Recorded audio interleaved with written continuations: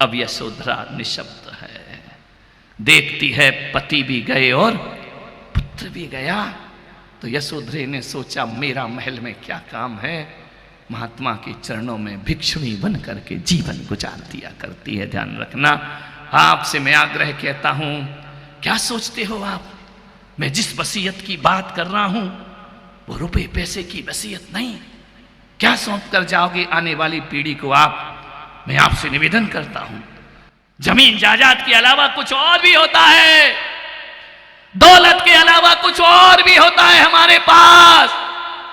ये मकान ही वसीयत नहीं है, ये दुकान, ये परिवार, ये ऑफिस, ये व्यापार, ये बच्चे, ये पत्नियां, यही विरासत नहीं हुआ करते हैं मेरे भाई। मैं आपसे कहता हूं, अपने बच्चों को धन दौलत सौंपो या न सौंपो, जो जीवन में तुमने यश कमाया है वो यश अपने बच्चों को सौंप करके जाइए, जो प्रतिष्ठा कमाई है वो बच्चों को सौंप कर जाइए, जो संस्कार तुमने जिए हैं वो संस्कार अपनी औलाद को देकर जाइए। मेरे भाई, मैं आपसे निवेदन कर रहा हूं, बहुत कुछ है देने के लिए। एक मेरा भक्त एक दिन आया मेरे पास, आंसू भरे भरे, आंखों में आंसू थे, दर्शन को आया। ऐसे तो मुझसे कभी नहीं मिला, लेकिन वो मेरा टीवी भक्त था। टीवी देख देख करके, मेरे विचारों को सुन सुन करके उसने मेरा शिष्यत्व स्वीकार कर लिया। वह मुझे ही याद करता, मेरी माला जपता, मेरे प्रवचनों को रोज सुनता। और एक दिन उसने एक सौगंध उठा ली कि अब मैं सच्चाई और ईमानदारी का जीवन जीऊंगा, मैं कभी कोई रिश्वत नहीं लूंगा, कभी कोई गलत काम नहीं करूंगा, 2 वक्त की रोटी जिससे मिल जाए ऐसी जिंदगी को गुजारूंगा।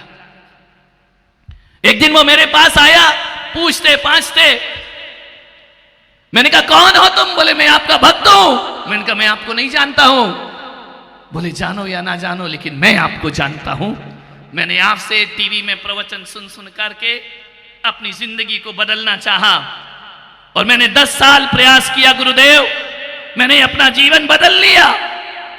पहले मैंने बहुत दौलत कमाई, नंबर 2 की दौलत कमाई, बेईमानी का पैसा कमाया, गुस्सा मेरे नाक पे रखा रहता था, अहंकार मेरे सिर पे चढ़ा रहता था। लेकिन जब से आपके प्रवचन सुने, उनका ये जिंदगी भी कोई जिंदगी है क्या? मैं आने वाले बच्चों को क्या सौंप करके जाऊंगा? मैंने उस दिन से नियम ले लिया, एक सादगी का जीवन जीऊंगा, एक आदर्श जिंदगी जी करके दिखाऊंगा। अकल आ गई महाराज मुझे। तो फिर मैंने कहा तुम रोते क्यों हो? बोले आपको देखकर मुझे रोना आ गया। उसने आंसुओं से मेरे चरण प्रक्षाल किए। तो मैंने कहा दुखी हो? बोले नहीं, मैं जो शांति का अनुभव मैं आज कर रहा हूं, जो संतोष मुझे आज प्राप्त हुआ है, वो मुझे नोटों के बिस्तरों में प्राप्त नहीं हो सका महाराज। आपके वचनों ने मेरे जीवन को संतोष प्रदान किया है। मैंने कहा हुआ क्या? बोले मेरी बेटी 21 साल 22 साल की हो गई, पढ़ाई लिखाई हो गई उसकी। मैंने सोचा कि बेटी बड़ी हो गई है, इसके लिए वर ढूंढना चाहिए, इसके हाथ पीले कर दूं महाराज, इसका घर बसा दूं, मैं फिर शांति का जीवन जीऊं अपने जीवन में। बस एक ही विकल्प है, मेरी बेटी का घर बस जाना चाहिए। 2-3 साल मुझे उसके वर ढूंढने में लगे। जो भी बेटा आया बेटी ने रिजेक्ट कर दिया। आज महाराज वो 24 साल की हो गई। मैंने सोचा कि आधुनिक जीवन जीने वाली है, आज के युग में जी रही है। मैंने उस बेटी से एक कमरे में बुलाया और उसकी मां के सामने बेटी से पूछा, बेटी तू हर लड़का रिजेक्ट करती है, आज के युग में इस सदी में, बोल तेरे मन में कोई लड़का तो नहीं है? उसने कहा पापा कैसी बात करते हो? बोले नहीं बेटी, पूछना जरूरी है, आज का माहौल ऐसा बन गया है।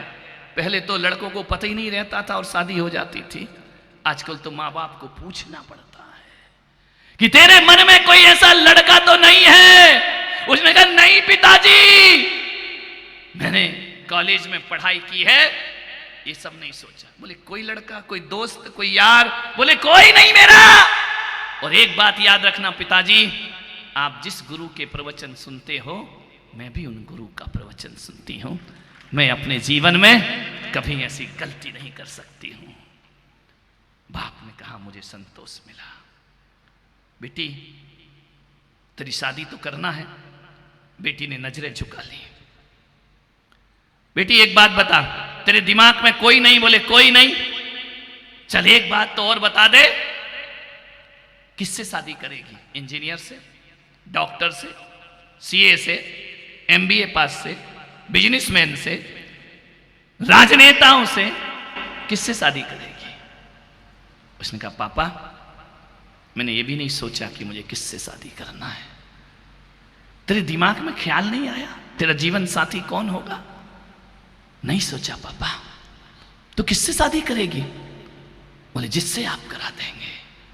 बोले बेटा 21वीं सदी में ऐसे शब्द सुनना सौभाग्यशाली बाप होगा जिसकी ऐसी बेटियां हुआ करती हैं। वरना बेटियां तो काला मुंह करके भाग रही हैं। बाप जिंदगी भर इज्जत बनाता है और बेटी काला मुंह करके विधर्मियों के साथ भाग जाया करती है। ध्यान रखना। मान्यवर बहुत पुण्य कमाए होंगे जिसकी बेटियां कहें कि मेरे पापा के जैसा करेंगे। बेटा एक काम कर, कुछ तो बता, तुझे कैसा वर चाहिए? बोले पापा मैं कुछ नहीं बता सकती हूं, इस बारे में मैंने 24 साल में कभी सोचा भी नहीं है, मुझे कैसा वर चाहिए। बिजनेसमैन? बोले चलेगा। Service class? बोले चलेगा। मेरी कोई चॉइस नहीं है, मैं किसी से भी। बोले गांव में? बोले वहां भी कर लूंगी। शहर में? वहां भी शादी कर लूंगी। कहीं भी कर लेगी। बाप की आंखें भर आई कि बेटी आज की 21वीं सदी में सीता जैसी बेटियां भी हमारे घर में पैदा हुआ करती हैं। मान्यवर हर बेटियां खराब नहीं होती, कई ऐसी होती हैं जो माँ बाप का सिर गर्व से ऊंचा उठा दिया करती हैं। ध्यान रखना है। उसने कहा गांव में भी कर लूंगी, शहर में भी कर लूंगी, मेरी कोई चॉइस नहीं है। पिता ने कहा फिर भी बेटा कुछ तो बता ताकि मुझे ढूंढने में आसानी हो जाए। बहुत जिद करी पिता ने। तब बेटी ने कहा अपने माँ बाप से कि मम्मी जब पापा जिद ही कर रहे हैं तो मैं बताती हूं मैं कैसा लड़का चाहती हूं। बोले कैसा? बोले जब ज्यादा जिद कर रहे हो तो मैं बताती हूं मेरी चॉइस क्या है, मेरी ख्वाहिश क्या है। बोले बताओ बेटा।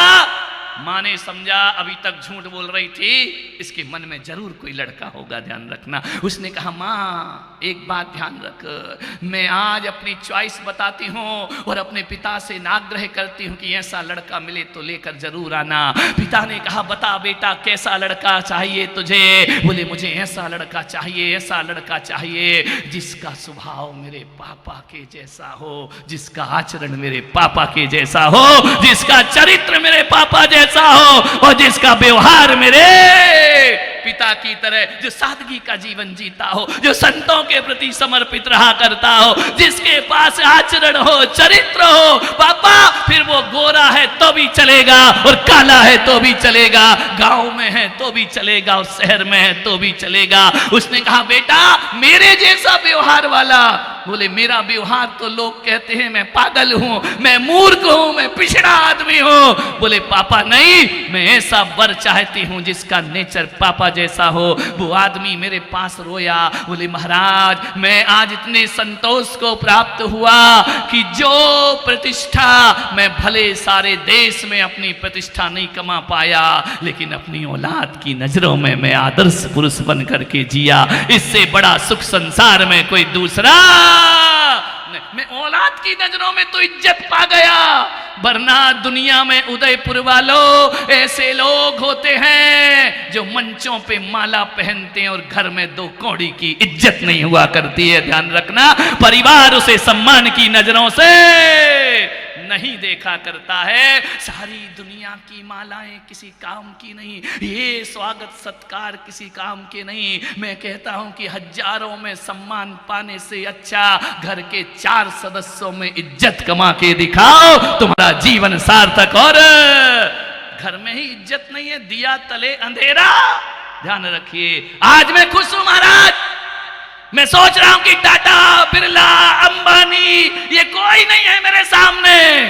मैं अपनी बेटी की नजरों में एक आदर्श पिता बन करके खड़ा हो गया। ध्यान रखिए मान्यवर, आपसे निवेदन है, ये है विरासत बच्चों को सौंपने वाली, ये है वसीयत बच्चों को सौंपने वाली। मैं आपसे निवेदन करना चाहता हूं, मैं आपसे आग्रह करना चाहता हूं, ध्यान रखना, क्या पूंजी है तुम्हारे पास?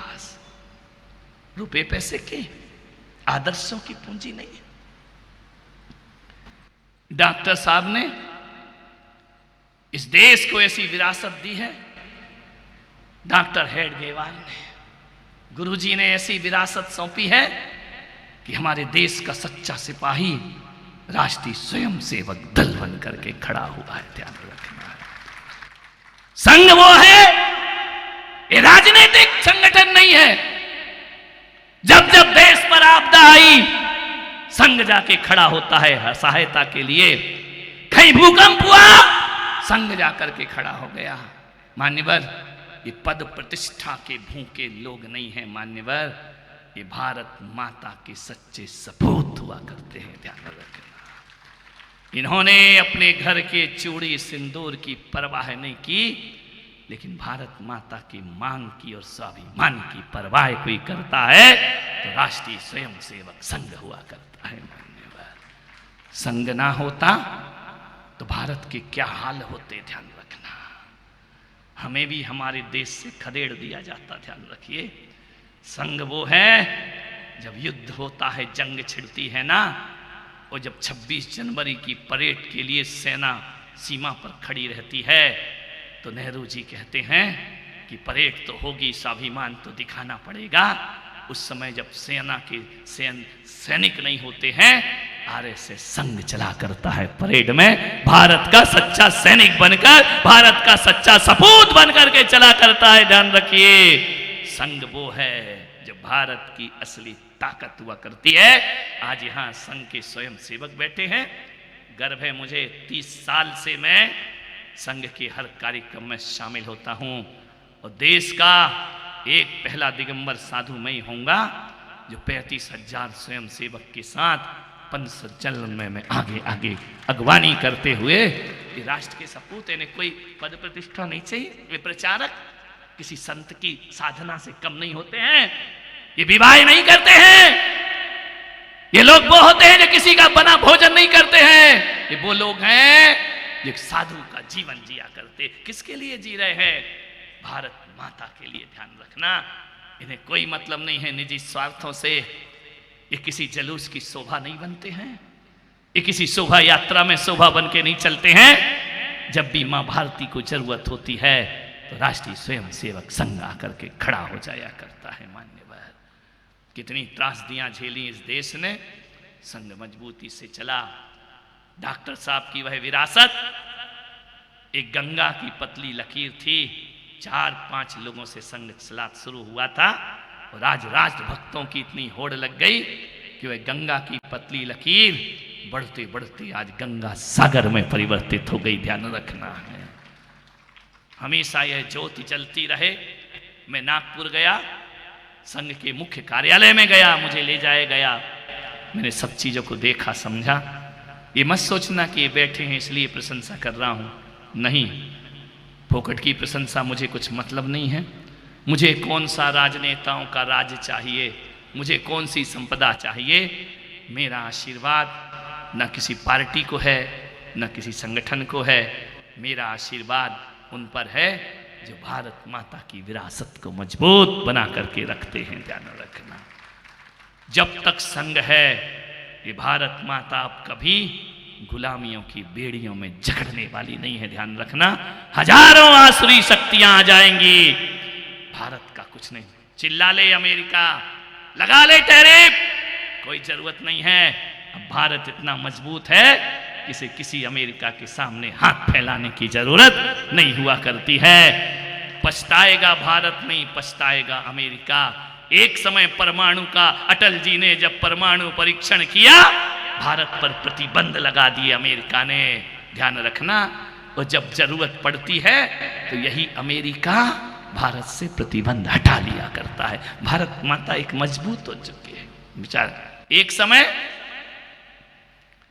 मोदी जी को अमेरिका ने वीजा नहीं दिया, हमारे देश में नहीं आ सकते हो। एक समय वह था जब वीजा देने को तैयार नहीं था, और एक समय ये है कि अब जीजा बनाने को तैयार है। ध्यान रखिए, मानने वाला विचार करना है।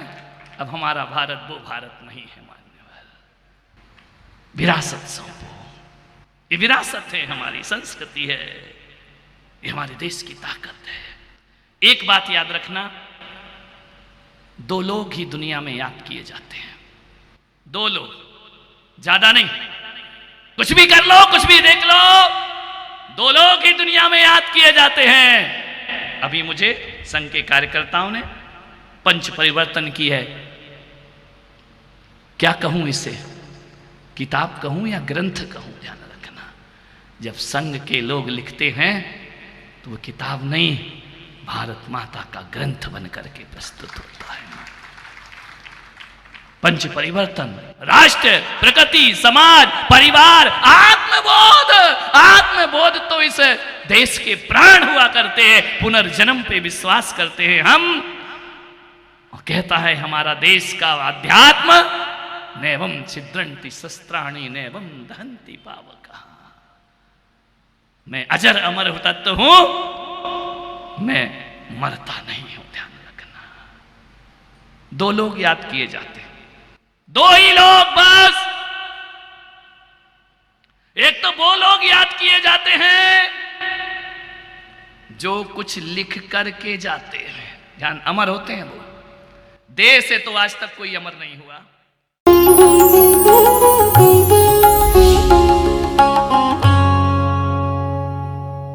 भगवान महावीर के अमर संदेश जीव दया की राह पर चलते हुए भारत गौरव राष्ट्र संत आचार्य श्री पुलक सागर जी गुरुदेव की प्रेरणा से वात्सल्य धारा ट्रस्ट द्वारा संचालित एक महाअभियान, शिक्षा और सेवा समय की मांग। वात्सल्य धारा एक समाधान, मानवीयता की दुनिया में बढ़ते कदम। वात्सल्य धारा एक प्रकल्प अनेक, सुशिक्षा, सुस्वास्थ्य शिविर, औषधि वितरण। वात्सल्य धारा रुग्ण वाहिनी, अहिंसा प्रसाद, माँ जिनवाड़ी संग्रहालय, जीव दया, गौ सेवा, कन्यादान, वात्सल्य धाम। सामर्थ्य अनुसार सहयोग धनराशि प्रदान कर हमसे जुड़े। बैंक खाता विवरण निम्नवत है, अथवा आप अपनी दान राशि दिए गए QR कोड को स्कैन करके हमें UPI द्वारा सीधे भेज सकते हैं। आपके द्वारा दिया गया दान आयकर की धारा ATG के अंतर्गत कर मुक्त है। पूछताछ हेतु हमें संपर्क करें 991098 7666 98109 00699।